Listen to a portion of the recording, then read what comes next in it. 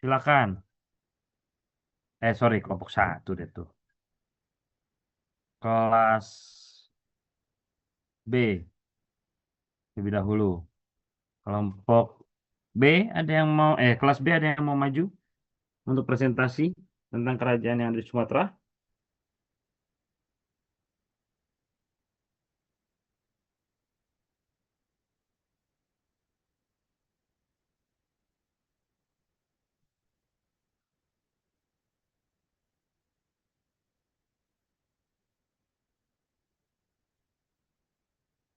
Silakan, ada nggak kelompok kelas B, kelompok yang mau presentasi ada atau tidak?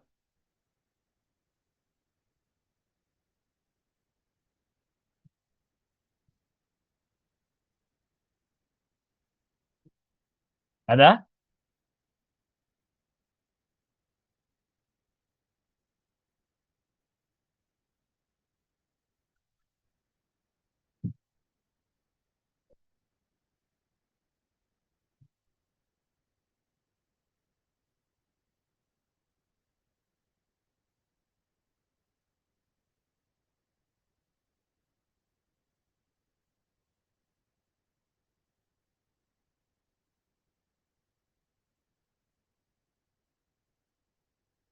Ada dari kelas B yang mau presentasi siapa?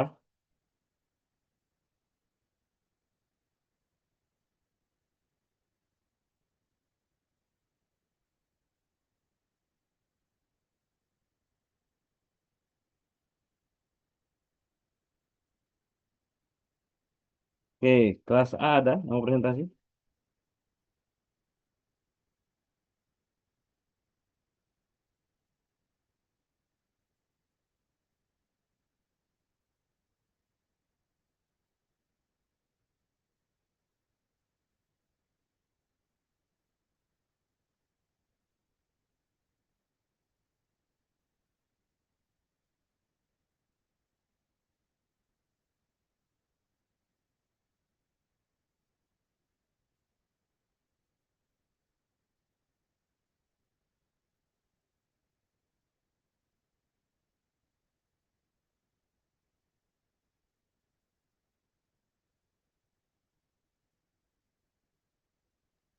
Maaf Mas, ini presentasi yang lanjutan kemarin yang belum kelompoknya presentasi atau gimana ya Mas?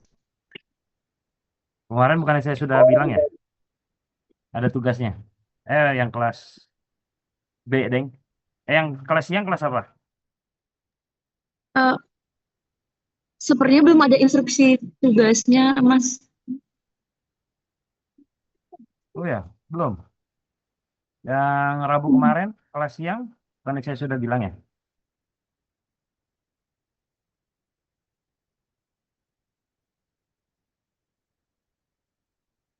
Yang kelas siang kelas berapa?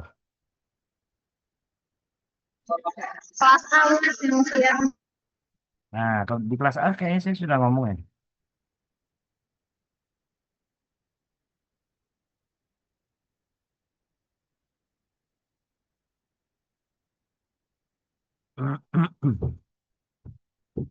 Di kemarin di kelas A saya sudah ngomong tuh, karena saya sempat masuk di kelas A. Yang saya nggak masuk tuh yang di kelas pagi.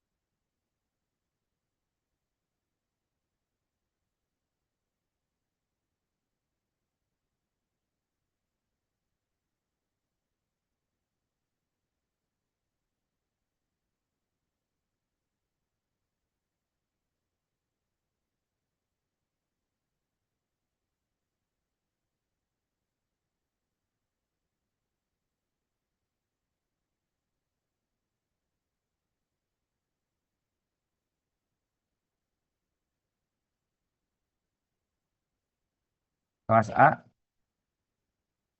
apa sudah membuat semua? Mas Din izin kelompok 6 dari kelas A mau presentasi tentang Kerajaan Bali. Oke, silakan. Tapi sebentar Mas, ini PPT-nya lagi dikirim sama teman saya. Oke. Masih loading.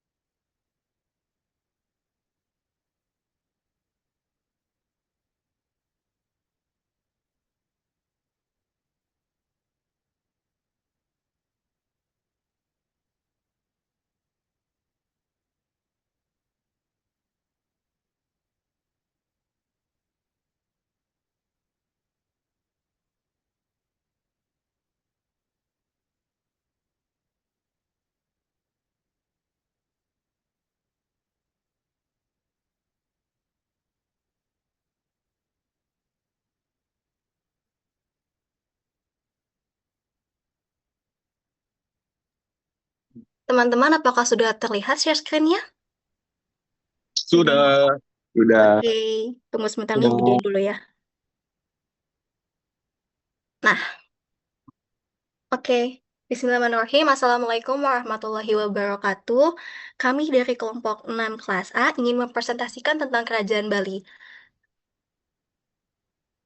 Untuk anggota kelompoknya sendiri ada Azizar Hakim, ada Bilbina Asfabia, ada Maulidia Hirnisa, saya sendiri, dan Raisyah Nur Azhara.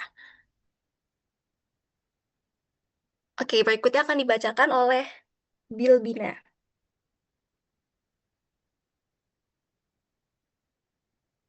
Sumber Kerajaan Bali pada abad 8 Masehi. Berita tertua dari bangsa asing berasal dari orang Cina, yaitu Kitab Sejarah Dinasti Tang Kuno, Negeri Davatan, terkenal di sebelah selatan Kamboja. Negeri tersebut terletak di sebelah timur Holing dan di sebelah barat Milise. Sedangkan di sebelah utara terdapat lautan. Lautan ini mungkin sama dengan Bali.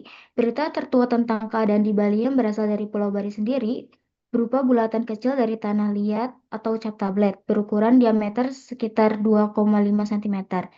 Cap tanah liat tersebut disimpan di dalam stupika atau stupa kecil dari tanah liat. Cap-cap ini ditulis mantra-mantra agama Buddha dalam bahasa Sanskerta. Selanjutnya dilanjut oleh teman saya Raisyah. Prasasti Kerajaan Singa Mandawa itu ada prasasti Barangka, kemudian prasasti Barangka tahun 804 Saka, kemudian prasasti Barangka tahun 818 Saka, dan prasasti Barangka tahun 833 Saka.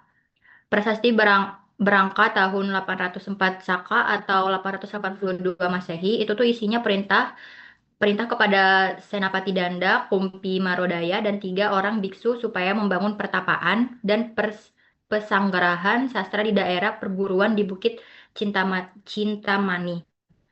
Kemudian Prasasti Barangka tahun 818 Saka atau 896 Masehi, itu tuh isinya perintah pemberian izin kepada Nayakan, Pradhana, Kumpi, Ugra, dan Biksu Widyaruwana agar membangun sebuah kuil untuk Hyang Api di desa Banua Baru.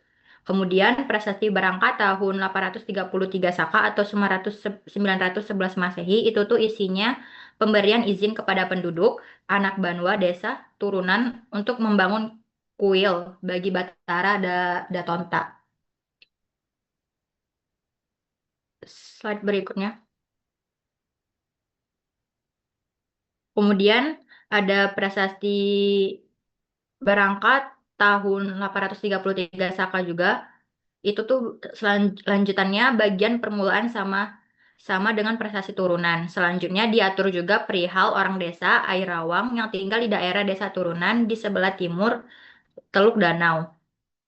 Kemudian prasasti Barangka tahun 830 Saka atau 914 Masehi yang isinya pemberian izin kepada kuil Idah yang di Bukit Tunggal Paradian Indrapura di desa Air Tabar. Kemudian prasasti berasal dari Panglapuan Singa Mandawa tidak berangkat tahun yang isinya memberi izin kepada biksu Siwarudra, Anantasukma dan Prapua serta kepada penduduk di Simpat Bunut di bawah perintah kepala kehutanan supaya mendirikan pertapaan di kuil yang Karimama yang dihubungkan dengan kuil yang api. Kemudian slide berikutnya. Sehingga berdasarkan keterangan-keterangan prasasti tersebut bahwa di Pulau Bali sekitar abad 8 Masehi telah ada sebuah kerajaan yang pemerintahannya berpusat di Singamandawa, terletak di antara Kintamani dan Pantai Sanur, yaitu kira-kira di daerah sekitar Tampak Siring dan Pejeng. Siapa nama raja yang memerintah tidak diketahui. Akan tetapi, beberapa buah prasasti yang berangkat tahun 837 Saka sampai 888 Saka ada yang menyebut nama Raja Ukrasena atau Sang Ratu Sri Ukrasena dan menyebut Panglapuan di Singamandawa. Oleh karena itu, dapat dipastikan bahwa Sri Ukrasena seorang raja yang pernah berkuasa di Bali dengan pusat pemerintahannya di Singamandawa.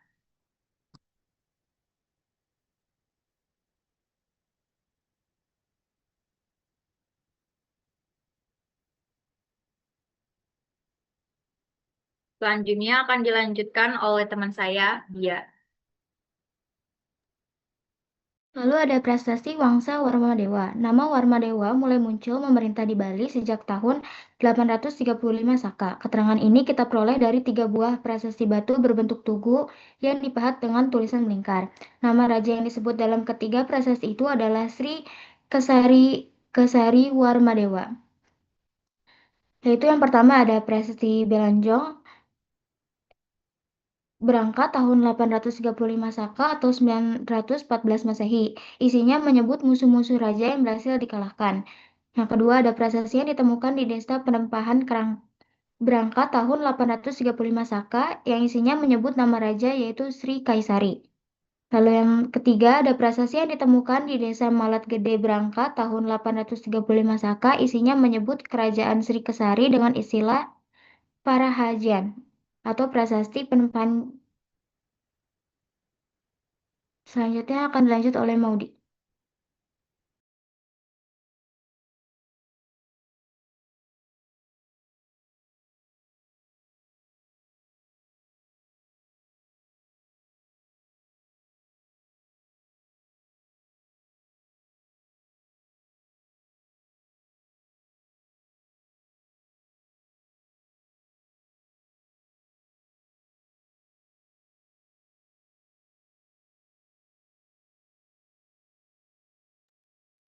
Nah, guys, maaf. Selanjutnya ada pemimpin dari Wangsa Warmadewa. Nah, jadi setiap raja-raja dari Wangsa Warmadewa ini mengeluarkan prasasti sehingga kita bisa mengetahui kisah-kisah mereka tuh melalui prasasti ini. Oke, yang pertama ada Raja Sri Kesari Warmadewa. Ini raja pertama dari kerajaan Bali ini karena dia itu berhasil melakukan musuh-musuhnya yang sudah disebutkan di prasasti Belanjong tadi yang ditemukan di Pantai Sanur. Karena si Raja Sri Kesari Warmadewa ini berhasil mengalahkan musuh yang dari pantai dan yang di pedalaman. Itu ada di prasasti Penempahan. Yang kedua, Sang Ratu Sri Ugrasena, ini yang disebut di awal ya, prasasti kerajaan Singamandawa. Karena dia memerintah istana di Singamandawa, juga sejaman sama pemerintahannya Pusindok di Jawa Timur. Prasasti Buwunan juga mencatat perjalanan Raja Ugrasena ke Buwunan untuk memberi anugerah. Yang ketiga ada Sang Ratu Aji Tabanendra Warmadewa. Dia memerintah bersama permaisurinya, Sang Ratu Luhur Sri Subardika Warmadewi atau Darmadewi. Prasastinya menyebut Sang Sida Dewata Sang Lumah di air Madatu. Nah, sedangkan yang kita tahu yang didarmakan di air Madatu ini adalah Raja Ugrasena. Maka dapat kita simpulkan kalau Raja Tabanendra ini masih keturunan dari Raja Ugrasena. Lalu yang keempat ada Indra Jayasingha Warmadewa. Prasastinya menyebut pembuatan telaga suci di desa Manukaya, sekarang Manukaya, yaitu Tirta Empul di dekat Tempak Siring. Masa pemerintahannya berada di tengah masa pemerintahan Tabanendra. Jadi diduga si Raja Indra ini merebut pemerintahannya Raja Tabanendra, cuman berhasil direbut kembali oleh Raja Tabanendra. Yang kelima ada Jana Sadu Warmadewa, dikenal dari prasasti yang berisi anugerah kepada desa Julah, menyebut raja terdahulu yang dicandikan di Buah Rangga. Yang keenam ada Sri Maharaja Sriwijaya Mahadewi. Ini itu perempuan ya guys. Kalau menurut si Van Steen Kallenfels, dia tuh diduga dari putri kerajaan Sriwijaya di Sumatera. Nah, kalau menurut Mons Tamadamais, dia itu bisa jadi putrinya dari Pusindok di Jawa Timur. Terus prasasti juga menyebut air Tabar dekat Bulengleng dan Bukit Tunggal, kemungkinan Bukit Sinunggal. Selanjutnya yang ketujuh, Dharma Udayana Warmadewa. Nah, kerajaan Bali sendiri mencapai puncak kejayaan pada Raja Udayana karena Raja Udayana ini tuh sukses di bidang ekonomi. Beliau tuh berhasil membuat kayak irigasi sehingga pertanian rakyat di Bali itu subur. Pada saat itu juga warga Bali banyak yang menjadi petani, pengrajin, pemahat, gitu-gitu deh banyak. Nah, dia memerintah bersama istrinya, Gunapriya Dharmapatni dari Jawa Timur. Diduga keturunan dari Sri Kesari Warmadewa dan lahir di Bali sekitar tahun 885 Saka. Nah, aku juga pernah baca katanya kalau Udayana itu memang lahir di Bali, tapi pas masa remaja tuh dia pindah ke Jawa Timur, entah karena alasan apa. Di buku SNI nggak dijawab alasannya apa. Dan di Jawa Timur itu makanya dia ketemu sama Gunapriya Dharmapatni ini. Nah, Gunapriya ini wafat sekitar tahun 923 sampai 933 Saka dan dicandikan di Buruan. Udayana wafat setelah 933 Saka dan dicandikan di Banyuka. Lalu yang ke-8, Dharma Wangsawardhana Marakata Pangkaja Stanotunggadewa. Nah, Marakata Pangkaja ini anaknya dari Udayana sama Gunapriya. Jadi Udayana ini punya 3 anak. Pertama itu Erlangga yang jadi Raja Kahuripan. Kedua ini Marakata Pangkaja, yang ketiga anak bungsu. Nah, banyak yang bilang Marakata Pangkaja ini tuh sebenarnya Erlangga karena dia itu memerintah sezaman sama masa pemerintahan Erlangga di Jawa. Cuman kan kayak gimana bisa satu orang yang sama memerintah dua kerajaan yang beda, yang satu di Jawa, satu lagi di Bali. Makanya di buku SNI itu jelas-jelas ditekenin lagi, Erlangga nggak pernah jadi raja di Bali. Namanya jelas-jelas Erlangga artinya itu yang melompati air. Dia itu apa ya, ngerantau gitu dari Jawa dari Bali lewat laut ke Jawa dan akhirnya jadi pemimpin di sana kan. Lalu yang ke-9, nah ini Paduka Haji anak bungsu. Ini adanya si Marakata Panggaja. Di dalam prasastinya, ia disebut sebagai seorang raja yang penuh belas kasihan, senantiasa memikirkan kesempurnaan dunia dan yang dikuasainya, dan ia merupakan penjelmaan dari Dewa Kebaikan atau Dewa Hari. Lalu yang ke-10, Sri Maharaja Sri Walaprabu hanya meninggalkan 3 prasasti tanpa angka tahun. Raja pertama yang menggunakan gelar Sri Maharaja menggantikan gelar sebelumnya Sang Ratu atau Paduka Haji. Kita kan tadi lihat ada yang pakai gelar Sri Maharaja tapi kan dia perempuan. Nah, ini satu-satunya raja yang pakai gelar Sri Maharaja tapi laki-laki karena sebelum-sebelumnya itu biasanya kan Sang Ratu atau Paduka Haji gitu deh teman-teman. Selanjutnya akan dilanjutkan oleh Hakim. Oke teman-teman, selanjutnya ada pemimpin wangsa lainnya nih yang dari di Bali. Yang pertama itu ada Paduka Sri Maharaja Sri Sakalendu Kirana Isana Gunadarma Laksamidara Wijayotunggadewi. dikenal dari 3 prasasti bertahun, Saka 110, 120, dan 1023. Maaf. Terus yang kedua ada Sri Suradipa dari 1037 sampai 1041 Saka, dikenal melalui prasasti Tabar dan prasasti Latenga. Lalu yang ketiga ada Sri Maharaja Sri Jaya Sakti dari tahun 1055 sampai 1072 bertahun Saka, dikenal sebagai raja bijaksana dan penuh belas kasih, dianggap penjelmaan Dewa Wisnu. Menggunakan kitab hukum Uttara Widi, Balawan, dan Raja Wacana Raja Niti. Lalu yang keempat ada Raga Jaya 1077 Saka, melanjutkan penggunaan kitab hukum Uttara Widi, Balawan, dan Raja Wacana. Lalu agama Siwa dan Buddha berkembang pesat. Selanjutnya,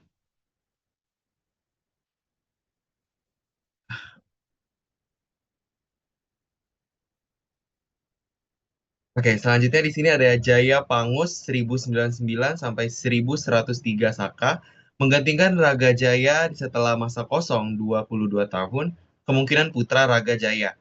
Lalu yang keenam, Sri Maharaja Haji Eka Jaya Lancana 1122 Saka, memerintah bersama ibunya Sri Arjaya Deng Jaya Ketana, prasastinya menyebut Cintamani atau Kintamani. Lalu yang ketujuh ada Batara Guru Sri Adi Kunti Ketana 1126 Saka. Prasasti Bangli menyebut Karaman Bangli serta nama Sri Dana di Raja Lancana dan permaisurinya Sri Dana Dewi Ketu. Lalu yang kedelapan ada Paduka Batara Parameswara Sri Hyang Ninghyang Adi Dewa Lancana 1182 Saka.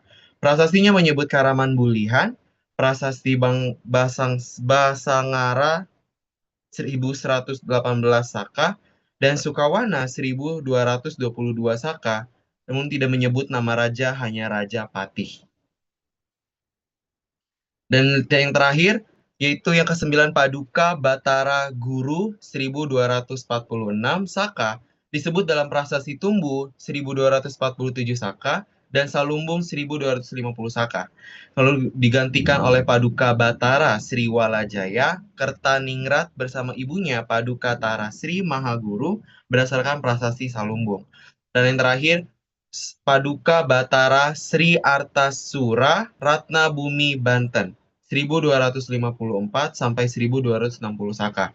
Raja Bali terakhir yang merdeka sebelum penaklukan oleh Gajah Mada pada tahun 1265 Saka. Setelah itu Bali dikuasai oleh keluarga Raja Jawa.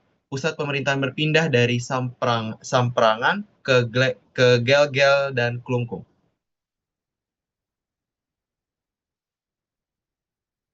Oh ya guys, izin nambahin, kerajaan Bali sendiri itu runtuhnya nih pada masa Paduka Batara Sri Astasura Ratna Bumi Banten karena mendapat serangan dari Majapahit. Setelah itu Bali ini di take over sama Majapahit. Kalau nggak salah setelah itu ada kayak kerajaan-kerajaan kecil kayak dari Gel-Gel or something kayak gitu. Nah itu sebenarnya bukan orang Bali tapi orang Majapahit. Bahkan mereka itu kayak menamai dirinya sendiri kayak uang Majapahit. Oke, selanjutnya akan dibacakan kembali oleh Bia. Lalu ada temuan arkeologi mengenai kerajaan-kerajaan Bali. Yang pertama ada Candi Maning di Banjarseraseda Tampak Siring. Berbentuk kura-kura, naga, bunga padma dan jarum, berlatar belakang agama Hindu dan terletak di dekat Pura Mengening serta sumber air Yeh Mengening. Lalu ada Candi Wasan, berlatar belakang agama Hindu, dibuktikan dengan temuan lingga dan yoni. Lalu ada Arca Amogapasa di Pura Kuseh Putri yang dianggap sebagai perwujudan Erlangga. Terakhir ada Arca Durga Mahisa Suramardini di Pura Kedarman dianggap sebagai perwujudan Gunapria Dharmapatni.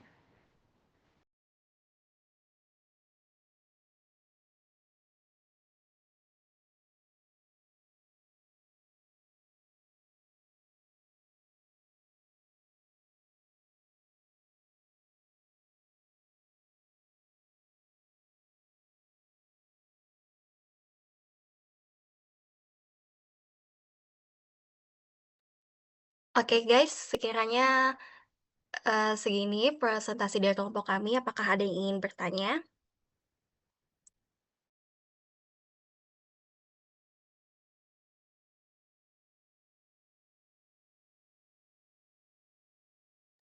Silakan teman-teman kelompok yang lain, baik kelas A maupun kelas B, kalau ada yang mau nanya terkait Kerajaan Bali.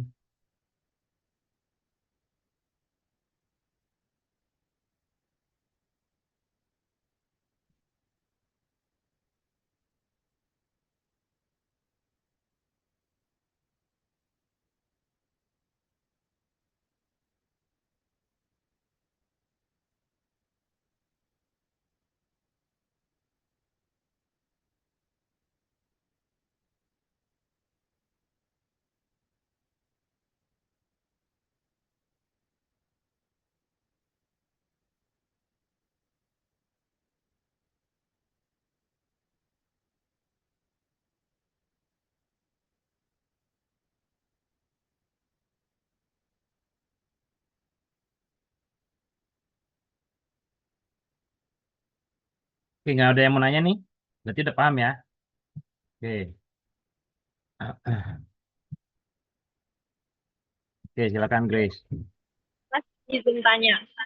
Ya, Saya Firwakila dari kelompok 6 kelas B.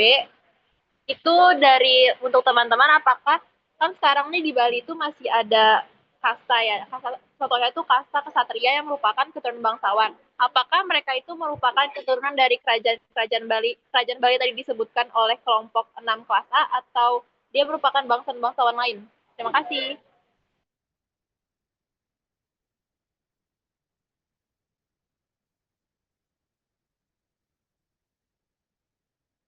silakan kelompok yang presentasi.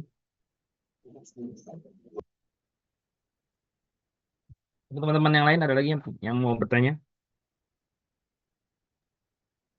Izin bertanya, Mas, dan kelompok 6, Siapa itu? Alisa Grace, Mas dari kelompok 2 kelas A. Oh, yang tadi siapa yang nanya? Mau, tapi kayak lah Bang Tara pergi juga ya. Iya ya.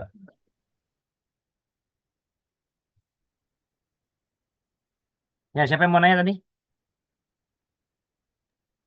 Alisa Grace, Mas dari kelompok Grace. 2 kelas teman-teman kelompok 6 sebelumnya izin bertanya untuk penggunaan gelar Sri tadi dikatakan kalau sebelumnya hanya digunakan oleh perempuan dan kemudian yang menggunakan gelar Sri itu yang pertama itu laki-laki yaitu Sri Maharaja Sri Kuala Kuala Prabu.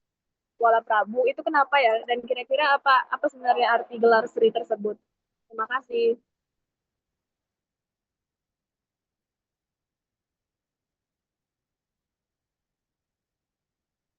Teman-teman kelompok 6 saya izin bertanya.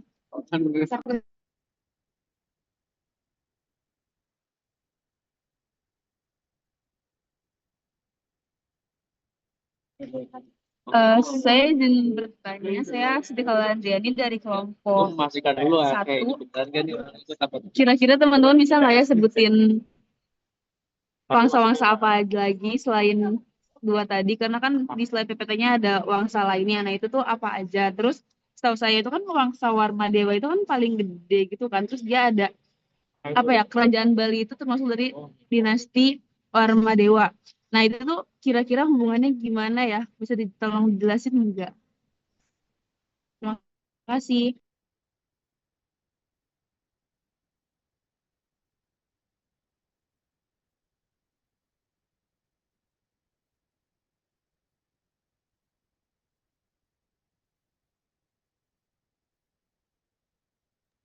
Ada lagi yang mau bertanya teman-teman atau hanya 3 orang yang tadi?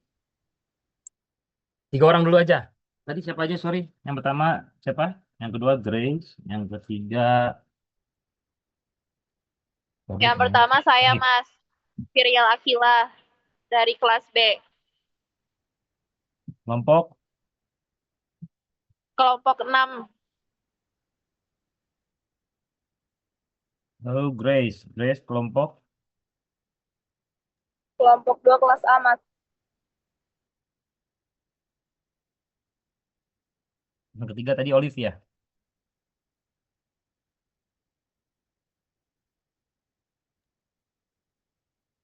Ini saya izin menjawab. Kok ngelag?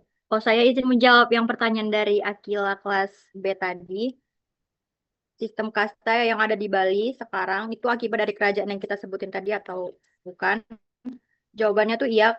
Kasta kesatria di Bali itu pada dasarnya merupakan keturunan dari orang-orang yang berasal dari lingkungan kerajaan, seperti raja, bangsawan, prajurit, dan pejabat pemerintahan. Jadi kasta yang di Bali sekarang itu tuh disebabkan oleh kerajaan-kerajaan yang kita sebutkan tadi.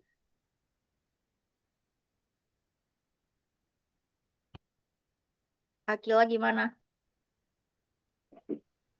Oke, terima kasih kelompok 6A. Makasih Akila, kelompok 6B.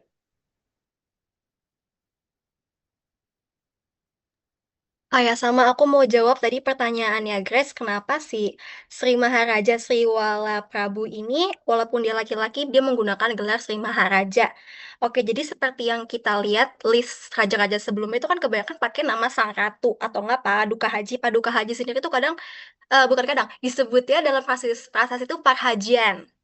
Nah, gelar-gelar kayak Sang Ratu, Paduka Haji, Sri Maharaja itu sebenarnya merupakan gelar tertinggi, tingkat penghormatan tertinggi untuk raja-raja di kerajaan Hindu.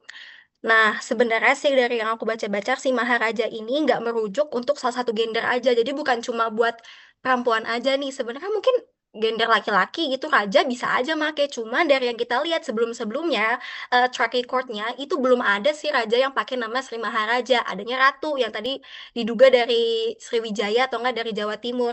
Nah, cuman raja ke-10 dari Wangsa Warmadewa ini make gelar Sri Maharaja.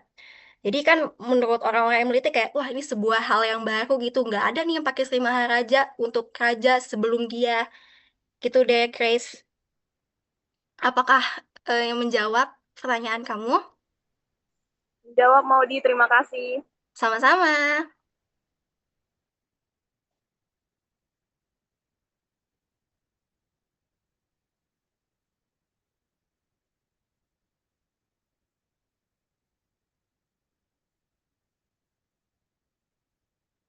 Oke.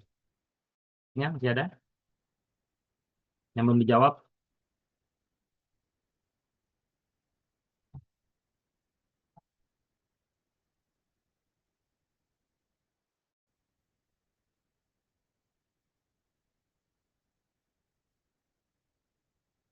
Ada yang belum dijawab?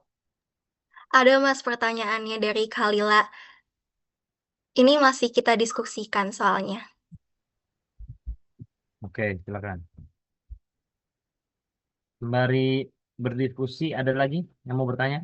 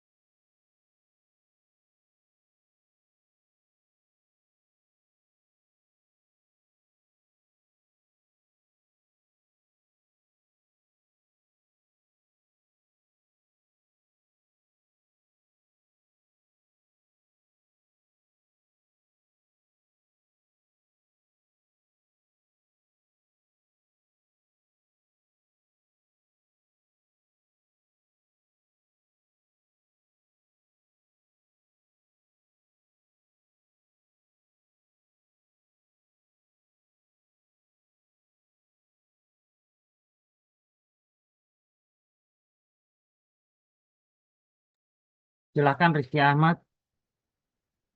Yang resen.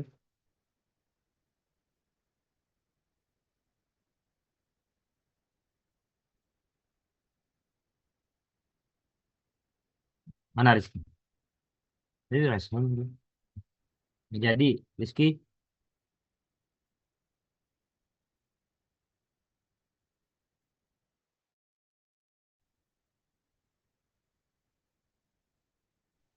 Tadi ada yang resen kayaknya. Hmm. Silakan kelompok yang presentasi untuk menjawab pertanyaan terakhir sebelum kita lanjut ke kelompok lain.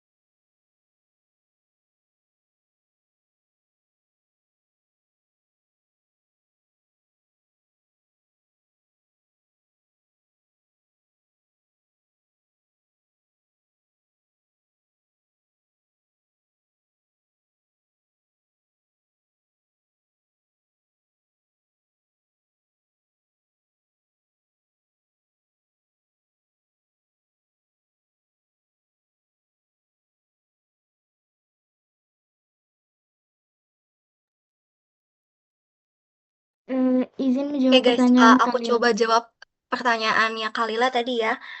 Soal tadi habis azan. Kalau dari buku SNI yang aku baca itu memang tidak disebutkan wangsanya apa, cuma dibilang wangsa lainnya di Bali. Itu juga aku kurang tahu wangsanya apa, begitu aku searching juga nggak ada. Pokoknya di Bali sendiri yang paling terkenal kan Wangsa Warmadewa. Gimana cara kita tahu raja ini keturunan ada hubungannya sama Wangsa Warmadewa? Kita lihat aja dari namanya ada nama Warmadewanya atau enggak. Kalau ada nama Warmadewanya bisa kita pastikan kalau dia itu adalah turunan dari Raja Sri Kesari Warmadewa. Itu raja pertama di kerajaan Bali ya, yang membuat Wangsa Warmadewa itu sendiri juga. Nah, kalau buat wangsa lainnya nih ya, kelompok kami kurang tahu dan kurang paham. Atau ada teman-teman lain yang bisa membantu menambahkan? Dipersilahkan sekali. Terima kasih.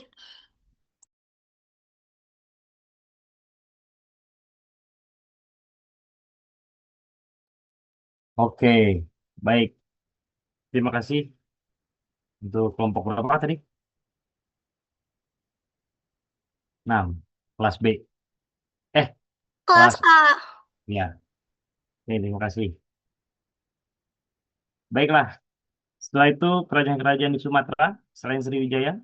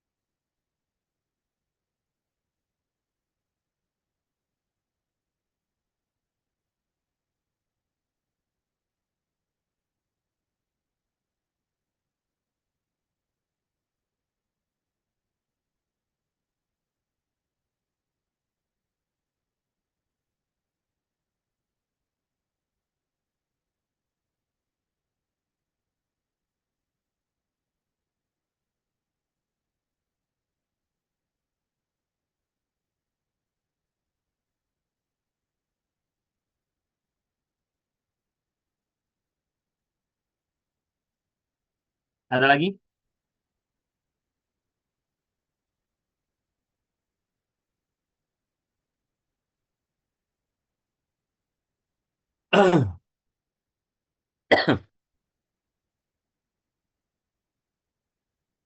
Halo?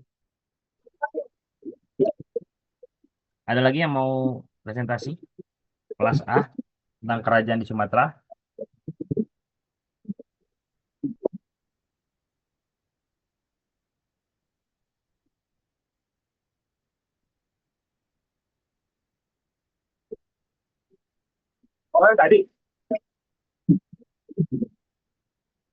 Ada lagi nggak?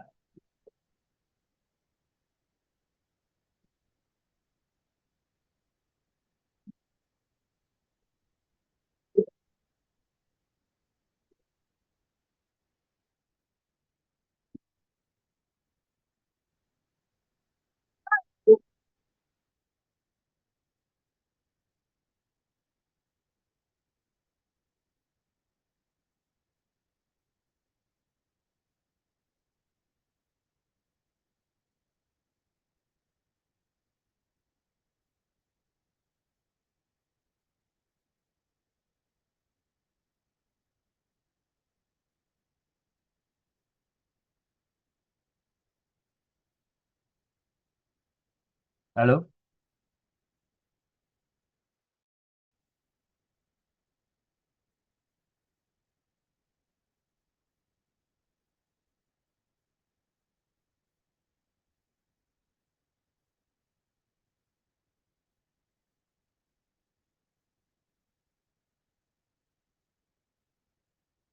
Halo? Ada yang mau presentasi? Siapa yang mau presentasi?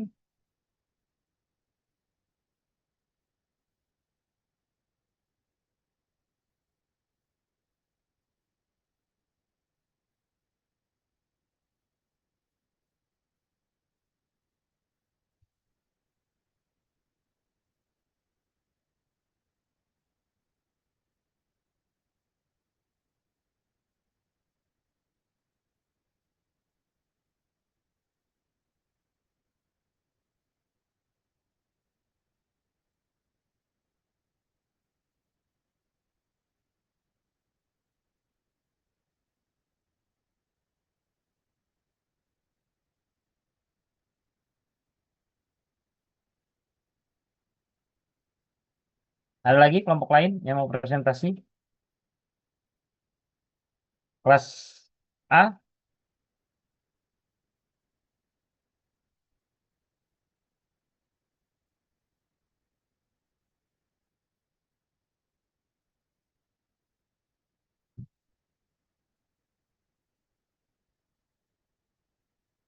tentang kerajaan di Sumatera.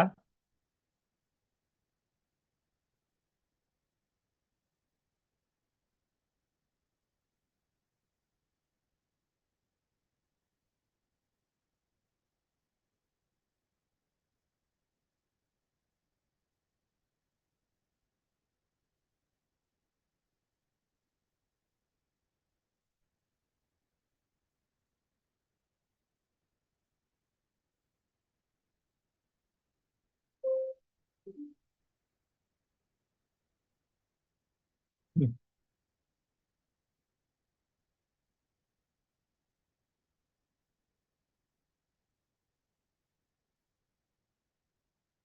Halo? Ada yang mau presentasi lagi?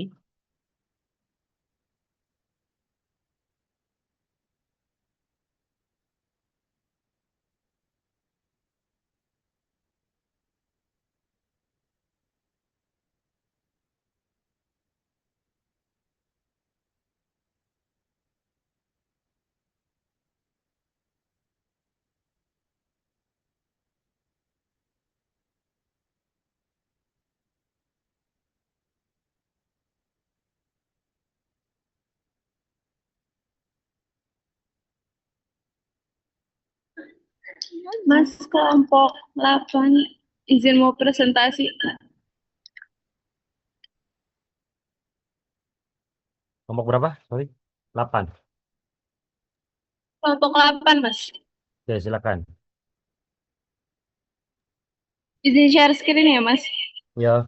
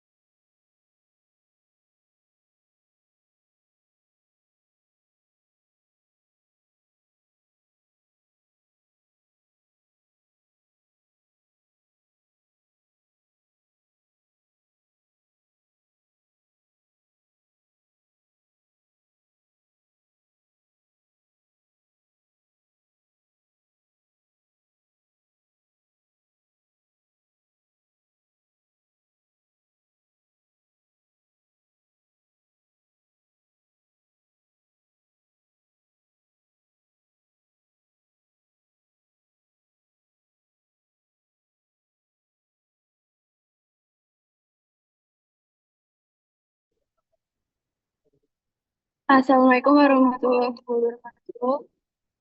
Eh, Kami dari kelompok 8 akan mempresentasikan kerajaan-kerajaan Sumatera. Di sini ada anggota kami. Saya sendiri lagi Ida Ayunanda Gobusni.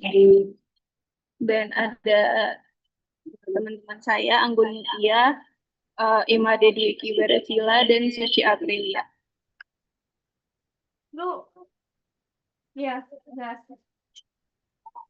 Di sini saya akan presentasikan mengenai Kerajaan Panai. Jadi Kerajaan Panai sendiri terletak di pesisir timur Pulau Sumatera di muara sungai dekat Desa Labuhan Bilik. Sebenarnya lokasi ini juga masih banyak perdebatan dan perbedaan pandangan mengenai lokasi persisnya Kerajaan Panai ini di mana. Namun menurut salah satu ahli, Kerajaan Panai ini terletak di pesisir timur Pulau Sumatera. Lalu untuk rajanya sendiri, kalau berdasarkan sumber yang saya cari, sejauh ini belum ada yang menyebutkan nama kerajaan yang menguasai Kerajaan Panai ini siapa. Hanya disebutkan dalam prasasti Panai itu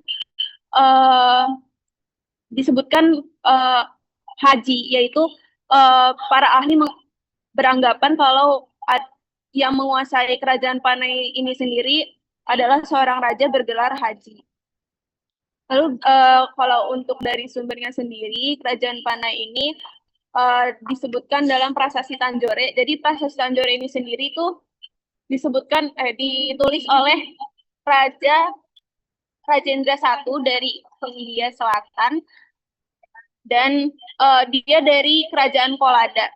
Di sini tuh isi Prasasti Tanjore-nya kalau tidak salah mengenai Rajendra ini yang ingin menguasai kerajaan-kerajaan di Sumatera seperti Sriwijaya dan Panai ini salah satunya. Lalu juga disebutkan dalam Kitab Negara Kertagama pada zaman Majapahit. Mungkin untuk peninggalannya bisa dilanjutkan oleh teman saya.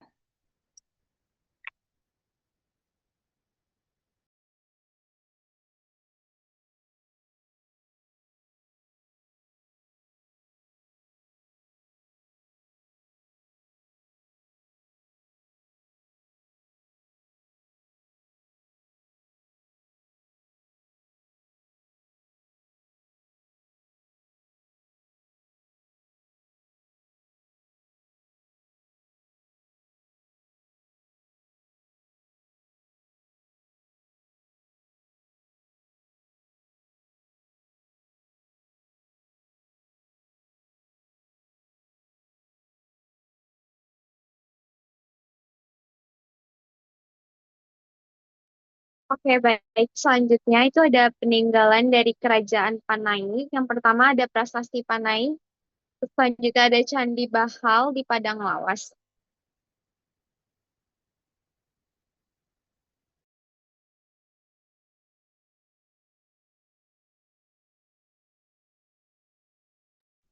Baik, selanjutnya ada Kerajaan Melayu yang berlokasi di Sumatera bagian tengah, di sekitar Sungai Batanghari, daerah Jambi, sampai Dharmasraya, dan berdiri di sekitar abad ke-7 Masehi. Awalnya di bawah pengaruh Sriwijaya, lalu menjadi kerajaan mandiri dengan raja-raja, yaitu ada Slimat Tribuana Raja, Mauli Warmadewa yang pemerintah pada abad ke-13 Masehi, kemudian ada dilanjutkan dengan Aditya Warman mulai dari abad ke-14 Masehi, juga sekaligus pendiri kerajaan Minangkabau.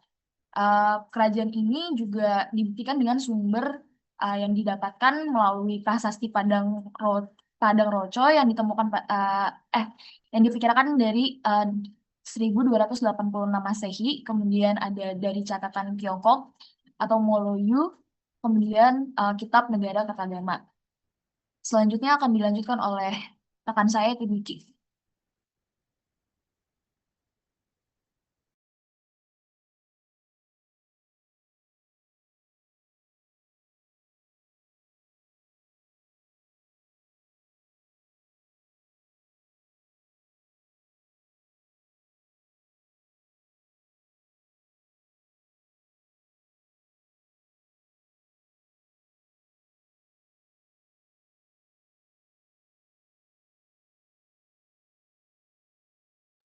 Saya akan melanjutkan dari kejayaannya. Kejayaannya itu menjadi pusat perdagangan emas dan rempah-rempah di Sumatera.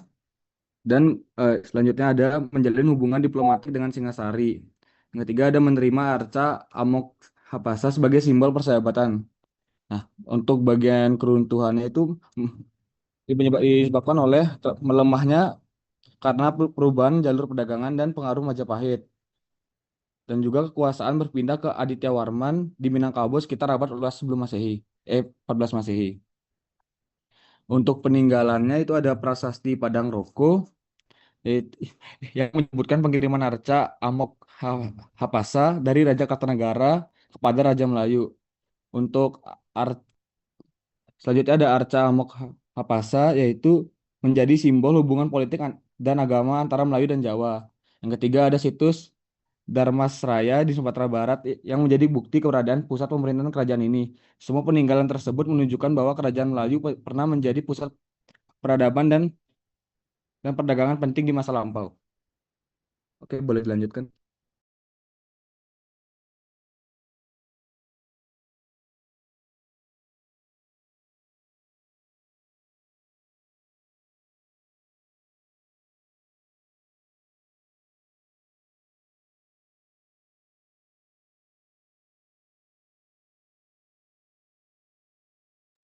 Berikut sumber-sumber yang kami gunakan.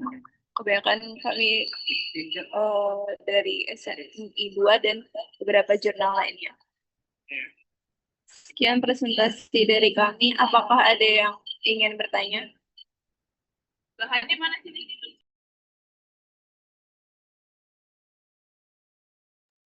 Silakan, apakah ada yang bertanya? Kerajaan-kerajaan di Sumatera? Ataukah ada yang beda kerajaan? Izin bertanya, Mas. Silakan, siapa nih? Izin bertanya untuk bagian kerajaan Melayu tadi. Nama, kelompok, kelompok. Perkenalkan nama saya Nada, Mas.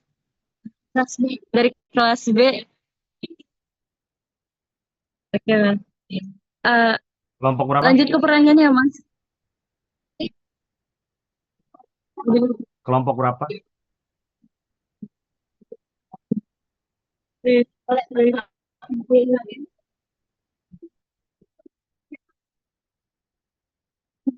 Kelompok 3, Mas.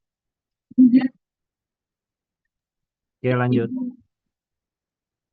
Oke, izin bertanya, bagian kerajaan Melayu tadi kan kerajaan Melayu itu akhirnya menjadi kerajaan mandiri setelah berpisah dari kerajaan Sriwijaya pada abad ke-7. Nah, itu sebetulnya apa sih penyebab mereka bisa pisah? Sedangkan pada abad ke-7 itu kan sebetulnya kerajaan Sriwijaya kan masih eksis dan terkenal kan. Kenapa mereka bisa berpisah dan kerajaan Melayu menjadi kerajaan mandiri gitu. Oke, itu aja. Makasih.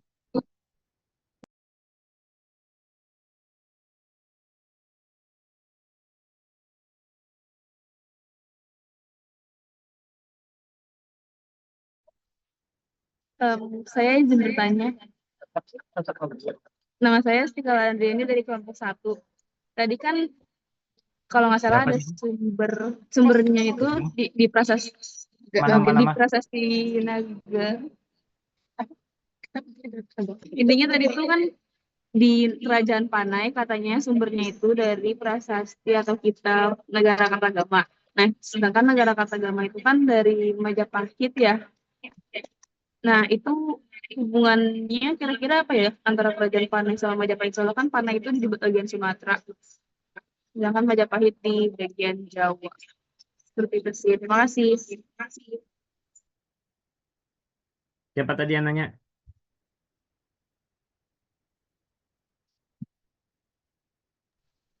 Saya Siti Khalila Andriani, kelompok 1. Kelas apa? Kelas A. Oke, silakan. Satu lagi.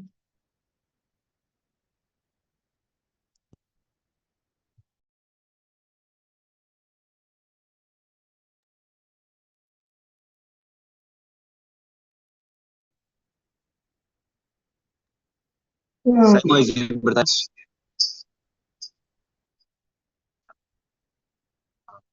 Tiar Basan dari kelas A, kelompok 4. Mau nanya, kenapa wilayah di sekitar Sungai Batanghari itu menjadi lokasi strategis bagi perkembangan kerajaan Melayu?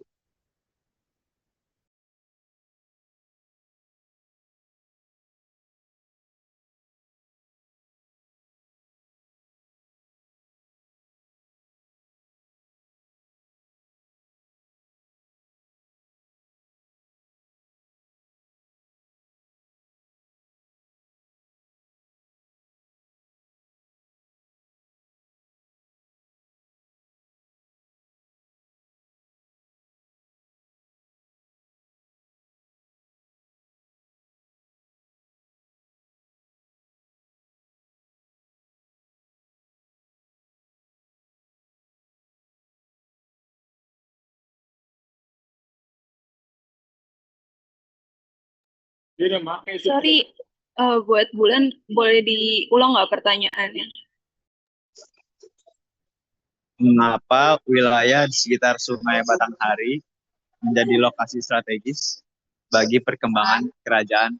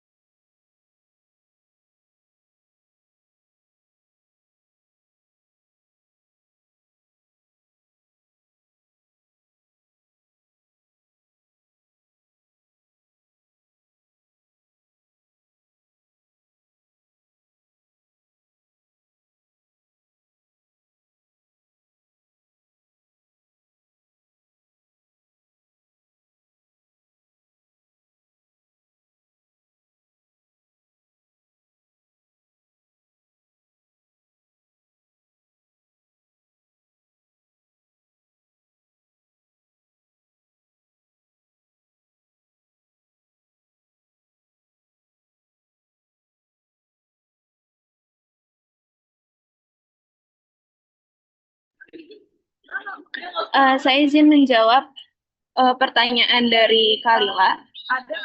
Em, apa hubungannya kitab negara Kartagama Majapahit dengan kerajaan Panay ya, Kalila? Ya, pertanyaannya. Oke. Jadi hubungan kitab Kartagama dengan kerajaan Panay sendiri ini itu, jadi dalam kitab negara Kartagama yang ditulis oleh Prapanca itu disebutkan kata Pane Beda ya. atau kerajaan Panay. Nah, di sini itu hubungannya lebih ke Majapahit itu menaklukkan kerajaan-kerajaan yang ada di Sumatera, kayak menyatakan bahwa beberapa wilayah yang berada di bawah kekuasaan Melayu telah tunduk dan menjadi bagian dari kerajaan Majapahit. Gitu.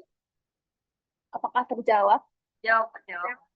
Oke, terima kasih.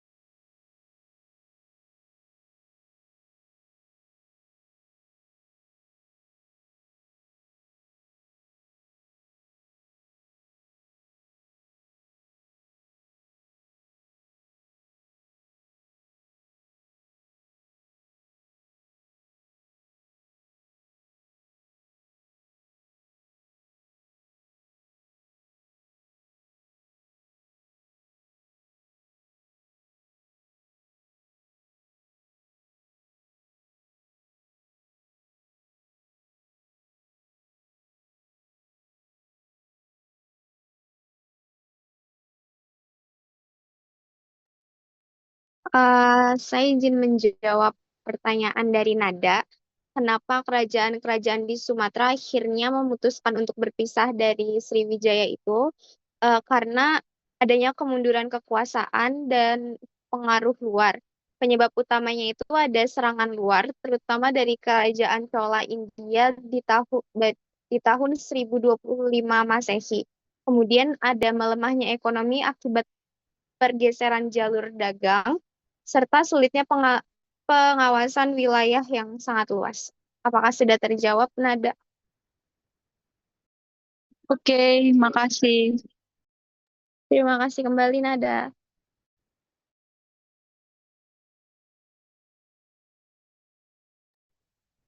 Oke, ada lagi yang belum dijawab?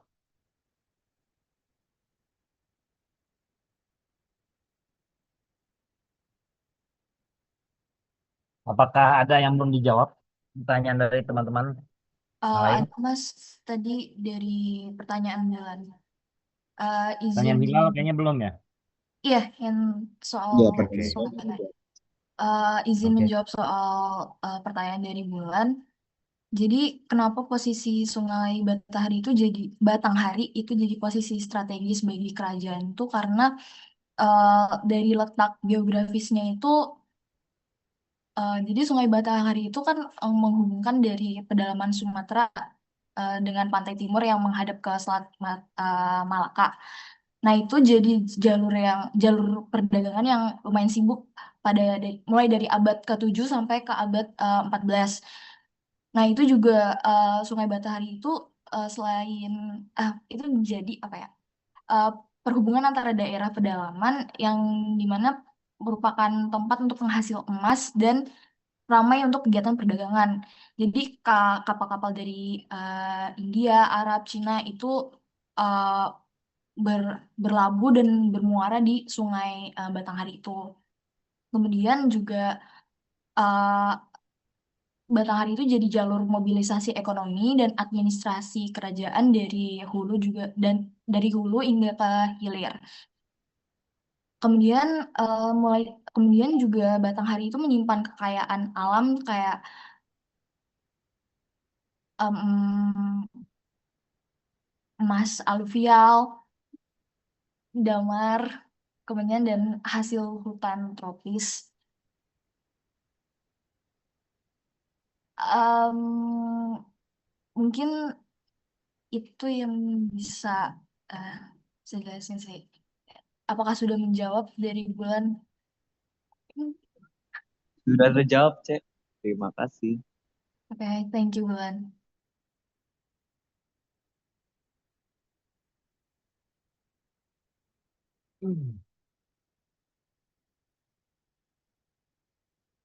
Oke, ada lagi?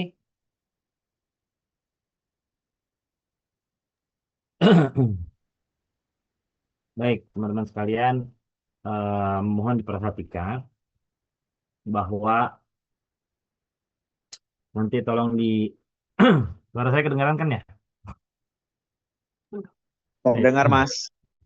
Oke.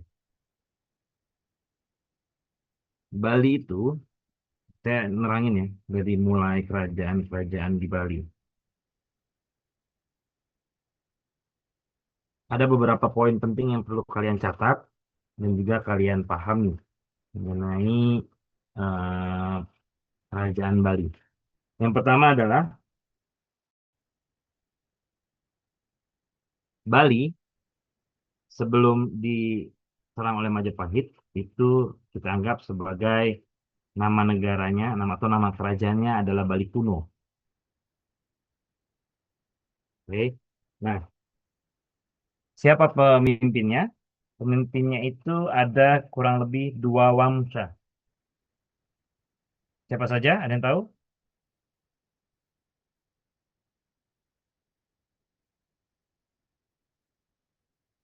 Yang pertama adalah Ugrasena. Yang kedua adalah Warmadewa.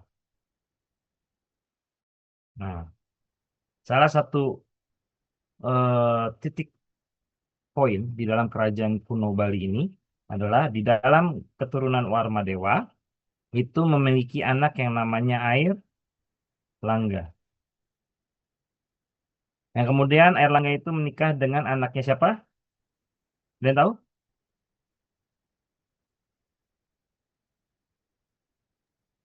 Dharma Wangsa Teguh, Mas. Ya, betul, betul. Dan Mawangsa Teguh. Nah, setelah itu Airlangga menjadi raja di Jawa. Salah satu penyebab Airlangga membelah kerajaannya menjadi dua karena anaknya Airlangga dengan putrinya Dharma Wangsa Teguh itu tidak bisa menjadi raja di Bali kuno.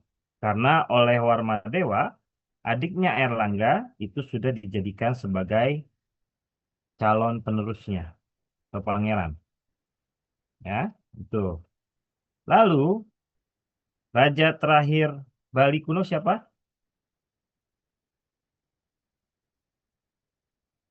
Ini Raja Bumi Bantan atau Banten. Kemudian setelah raja terakhir Bali kuno itu diserang, maka Bali dikuasai oleh Majapahit.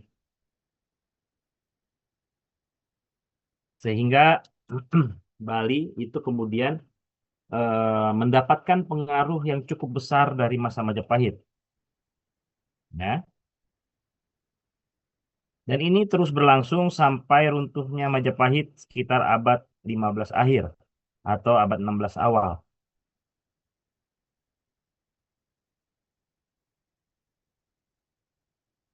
Oke, itu poinnya. Nah, apa saja perkembangan yang diberikan oleh Majapahit itu sangat banyak sekali. Ya, dari mulai pembangunan beberapa candi, lalu juga kemudian pada masa pemerintahan akhir di masa Majapahit, banyak orang-orang Majapahit yang kemudian lari ke Bali. Nah, lalu kemudian setelah Majapahit runtuh, Bali apakah tetap satu kerajaan atau gimana? Ada yang bisa jawab?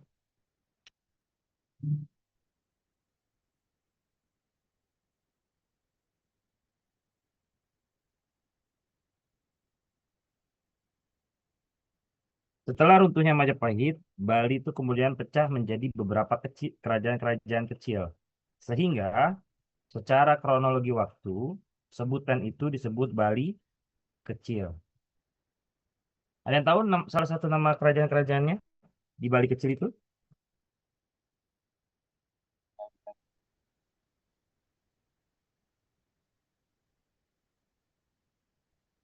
Kerajaan Gel-Gel, Mas. Gel-Gel. Terus Kerajaan Kelungkung. Terus apa lagi? Gianyar dan sebagainya. Ya. Jadi kerajaan-kerajaan Bali sekarang yang kalian lihat itu merupakan perpecahan dari masa-masa setelah Majapahit. Itu ya. Jadi itu beberapa poin-poin dari kerajaan-kerajaan kuno di Bali. Dan yang menjadi titik poin adalah tadi Bali kuno, lalu kemudian Bali dengan unsur Majapahit atau biasa kita sebut Bali Majapahit, dan lalu kemudian Bali kecil, dan Bali dalam bentuk provinsi seperti yang sekarang kita saksikan.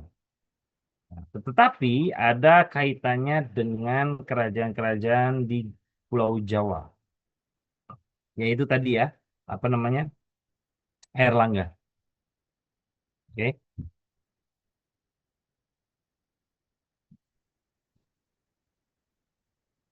Lalu kemudian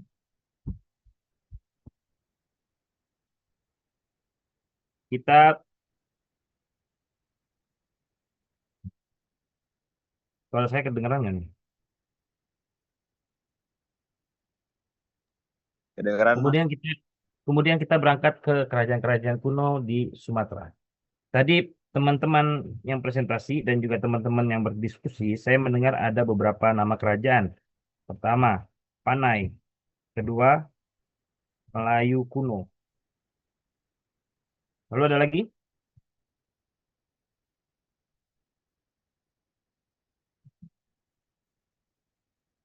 Ada lagi nggak kira-kira?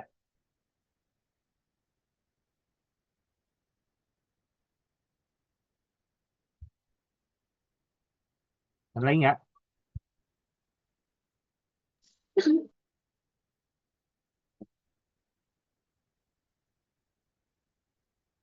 Panai, Melayu kuno, apalagi? Apa hanya apa hanya dua saja?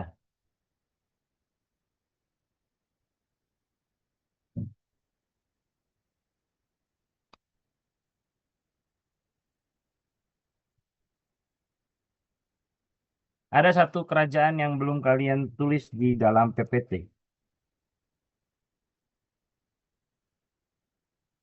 Itu kerajaan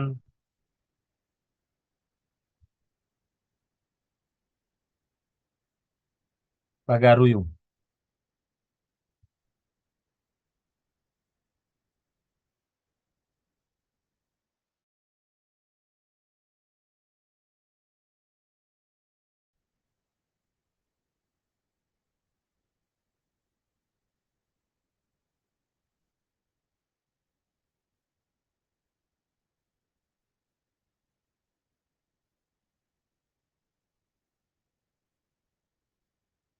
Ada satu kerajaan lagi yang belum disebut di dalam presentasi. Namanya Kerajaan Pagaruyung. Ada teman-teman dari kelompok lain yang PPT-nya berisikan narasi tentang Pagaruyung?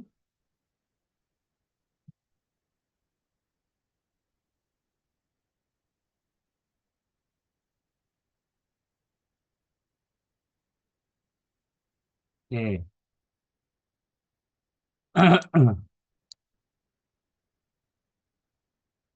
Ada pertanyaan?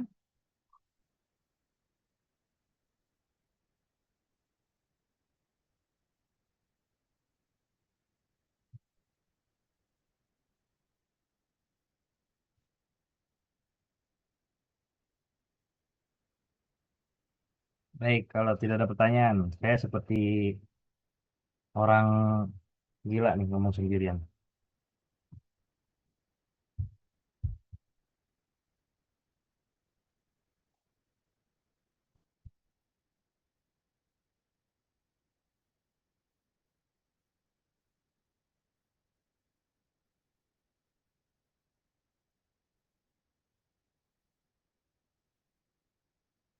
Apa ada pertanyaan lagi?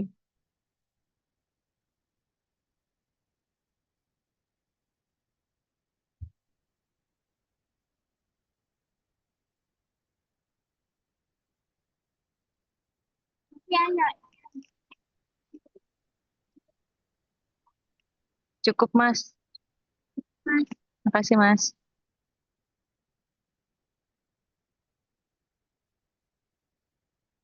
Soalnya saya nggak ngomong apa-apa itu.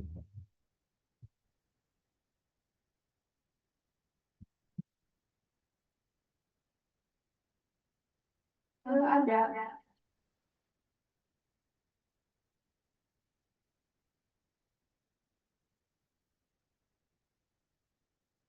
Oke, baiklah. Maaf Mas, izin. Minggu depan, minggu depan kita UTS. Ya, tolong dipelajari semua kerajaan-kerajaan yang pernah kita bahas di dalam kelas, yang pernah kalian kerjakan.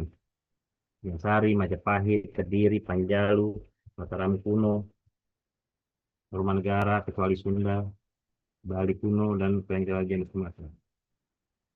Ya,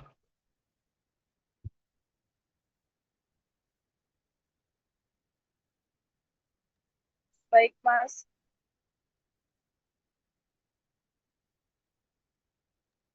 Baik, Mas.